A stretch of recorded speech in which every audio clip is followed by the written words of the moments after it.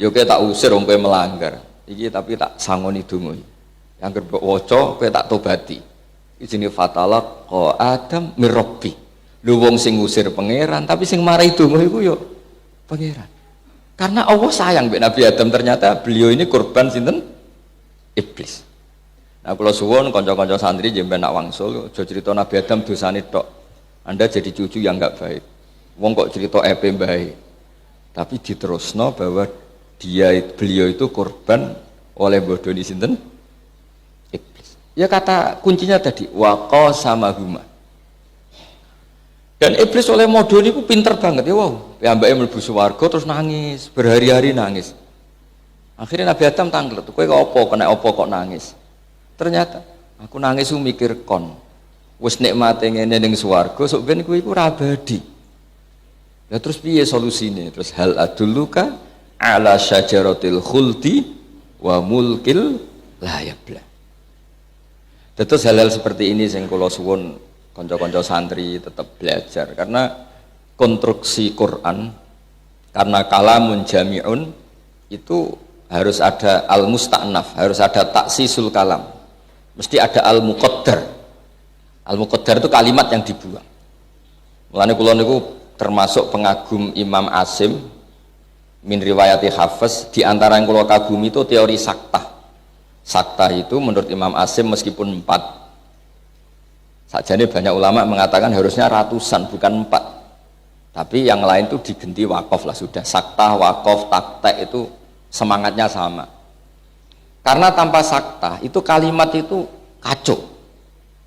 Kalau beri contoh ya, orang-orang kafir ketika bangun dari kubur itu kan langsung qalu ya welan mam ba'atsana mim marqadina, sing nangekno aku iku sapa? Ini kan mesti maknanya kalau kampanyakan memang supaya kita jadi cucu yang baik. Kok kadang-kadang kiai mau mencerita dosane Nabi Adam, mboten sopan. Wong baik kok diceritakno dosane terus niku. Cara kula niku ora pati cocok. Lha mboten sopan wong cerita mbah sing Parmin Karlan ora pantes apa meneh iki Nabi Adam temen ceritakno dosane. Wis ngono dienggo dalil, Nabi dosa apa meneh aku. Lah niku wis kriminal duwe alasan. Sebetulnya kasusnya ada seperti itu. Yang terjadi adalah waqa sama huma inni lakuma laminan nasihin. Kalimat itu yang menjadi, atau kalam itu yang menjadi kata kunci. Kalau cerita sedikit tentang kaidah ilmu tafsir. Iblis ketika nggak mau sujud sama Adam, nah sama ini kasusnya juga sama. Menurut pendapat Islam, bukan pendapat Imam Syafi'i, pendapat Islam, bukan menurut pendapat Imam Syafi'i, sujud li makhlukin itu langsung kafir. Dan terus kalau jenengan sujud teng makhluk siapapun biwat iljabha alal ardi niku termasuk murtad fi'li. Ya murtad napa? Sehingga semua mufassir bingung itu maknanya kudu gawe makna lain. Ketika ada kalimat fasajadal malaikatu kulluhum ajmaun.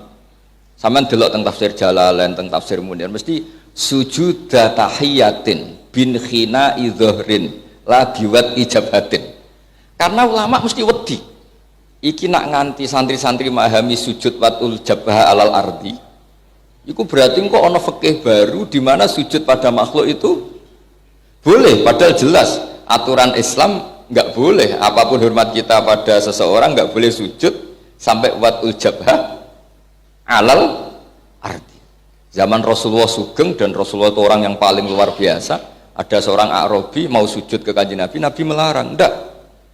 Andai kan saya memerintahkan seseorang sujud sama makhluk, saya akan memerintahkan seorang istri sujud sama lelakinya. Tapi itu enggak akan pernah boleh seseorang sujud sama makhluk, yaitu dengan watil jabhah alal. Sehingga mufassir sepakat. Fasajadal malaikatu kulluhum ajmaun ay sujuda tahiyatin bin khina idhrin la biwati jabatin. Jadi gak kira-kira gini nampung ngeten kayak orang-orang Cina lah atau orang-orang Jepang, karena meskipun katanya sujud ya ini kalau ngawas kalian konco-konco mutakhorijin, meskipun kalimatnya sajadah, tapi kalau dimaknani watul jabhah ini akan bertabrakan dengan kaidah sujud seperti itu hanya mukhtassun lillahi ta'ala. Begitu seterusnya, misalnya tentang Nabi Yusuf. Wa rafa'a bawahi 'alal arsy wa kharru lahu sujud. Itu enggak boleh kamu artikan wah anak-anaknya Nabi Yakub semuanya bersujud kepada Nabi Yakub, enggak boleh. Hanya diartikan memberi hormat. Nah, kaidah-kaidah seperti ini konco-konco tak ini harus ngerti. Terus kalau suwun fakta bahwa Mbak Arwani itu orang alim alamah karena lama ngaji Mbah Hasyim, ngaji Mbah Dimyati Termas, itu harus menginspirasi Anda bahwa apal Quran tok min ghairi tadabburin itu enggak cukup, karena itu enggak sanad guru-guru kita. Guru-guru kita semuanya bisa ngaji. Saya ulang lagi, guru-guru kita semuanya bisa ngaji. Normalnya nak hafal Quran tok ora tau ngaji ahli sunnah. Jadi hafal Quran tapi pahami rontok sebelah nu malah ribet meneh mergo ora tau ngaji akidah ahli sunnah napa wal jamaah. Kalau terusaken, ketika iblis mau diusir, niku badhe masuk swarga mboten saged. Akhirnya wonten ulo nu khayatun, ular besar, niku laha qawaima arba. Ular itu dulu punya kaki 4 dan min ahsani khayawan, termasuk hewan terbaik. Jadi kayak naga lah kira-kira, kayak naga gambaran Cina. Ya. Akhirnya tiap masuk mboten saged terus kerjasama ambek ulo. Biasa aku untal. Jare ulo iku kowe tak untal. Terus engko iso ngliwati penjaga malaikat. Walhasil penjaga-penjaga teng swarga niku terkecoh mergo sing mlebu niku ulo saged masuk. Ternyata di mulutnya itu ada iblis. Terus ngakali wis gunane kuno. Ngene sampe nak tukang ngakali nggih sanate dugi niku iblis. Akhirnya saged teng swarga. Dan itu kurang ngajari setan, bareng nang swarga ku nangis. Nabi Adam kan tiang soleh, ning dinggon wong soleh iku gampang sakake. Ari diparani. Kena apa ke nangis? Saya ini kasihan sama Anda berdua, maksudnya Adam kalian Hawa. Sudah punya kenikmatan sedemikian rupa, semuanya boleh, semuanya nikmat, semuanya tanpa cari-cari. Nah teng donya kan ape masak ribet. Enggak mangane mau 5 menit masake sak jam. Ribet lah ning donya. Lah terus mulane kita tangisi. Wong nikmati begini kok pada akhirnya nanti nikmat ini berakhir. Mbok yo kowe iku ayolah mikir solusine piye supaya nikmat ini abadi. Ambek nangis, Nabi Adam ngono, jenenge ngomongane tiyang nangis itu kan menarik. Koyok-koyok gak goroh lah. Lah terus piye jare Nabi Adam terus piye ya aku ben abadi. Terus mulai ada kata-kata hal adulluka ala syajaratil khuldi wa mulkil la yabla. Iku sakjane ana resepe. Kowe mangan wit iku, buah iku. Loh. Iku dilarang mbek Allah. Terus jarene iblis kemarin tak konfirmasi larangan itu dicabut. Wallahi terkonfirmasi larangan itu dicabut. Yang menggunakan masker, misalnya sekarang sudah ada wajib, misalnya sudah dicabut. Tenan, iya wallahi. Nah gara-gara kalimat wallahi itu Nabi Adam bergetar. Karena dengar kata Allah. Di mana orang mukmin biasa saja idza dzukirallah wajilat, apalagi ini seorang nabi, bergetar. Wong lafat Allah disebut kok aku ora percaya. Ya kayak saya tadi. Wong dawe bahak kowe ditimbali gusulin bahulin. Wong kata bahulin disebut kok aku ngecek. Mesti bawaan santri yang takdim ditimbali Mbak Arwani mesti langsung lari, ditimbali Mbah Mun pasti langsung lari. Enggak ngecek lagi. Apalagi ini Allah yang disebut. Akhirnya Nabi Adam wis kata Allah disebut terus mulai dahar. Nah, karena kata akala itu bisa diartikan banyak. Di Quran tafannun itu diulang 2 kali.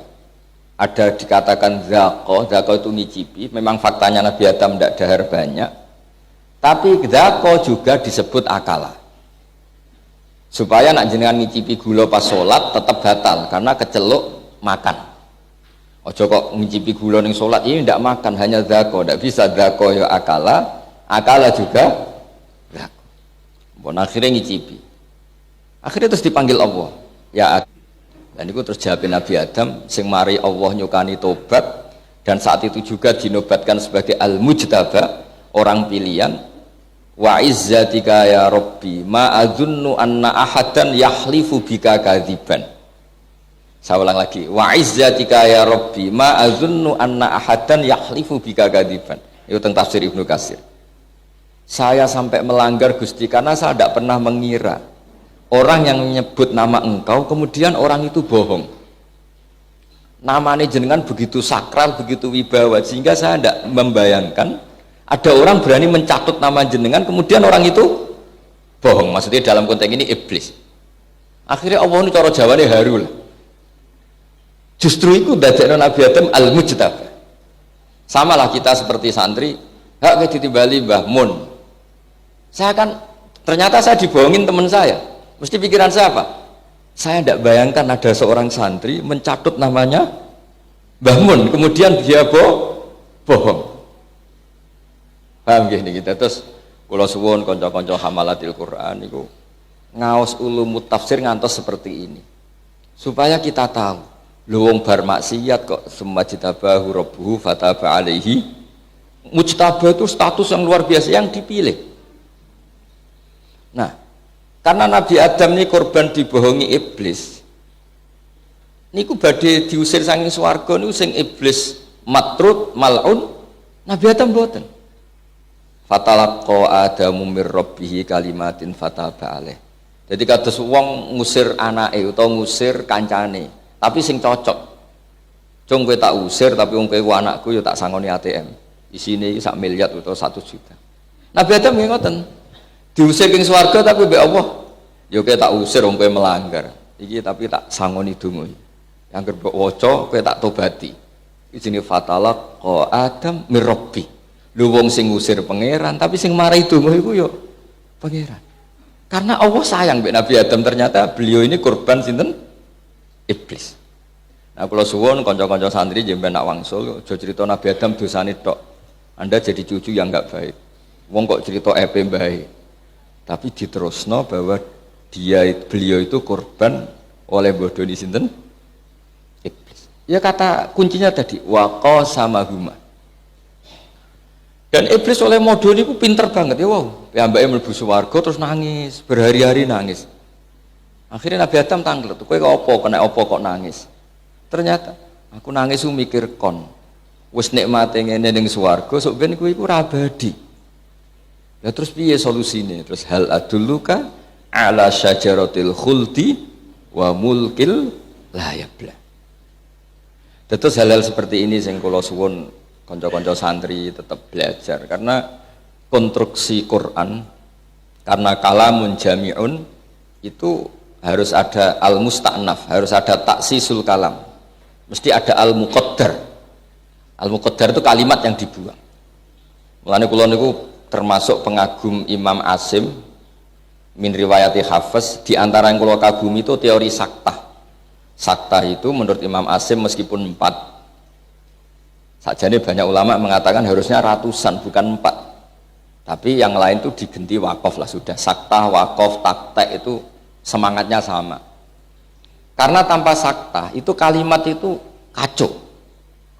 Kalau beri contoh ya, orang-orang kafir ketika bangun dari kubur itu kan langsung qalu ya welan mam ba'atsana mim marqadina, sing nangekno aku iku sapa? Ini kan mesti maknane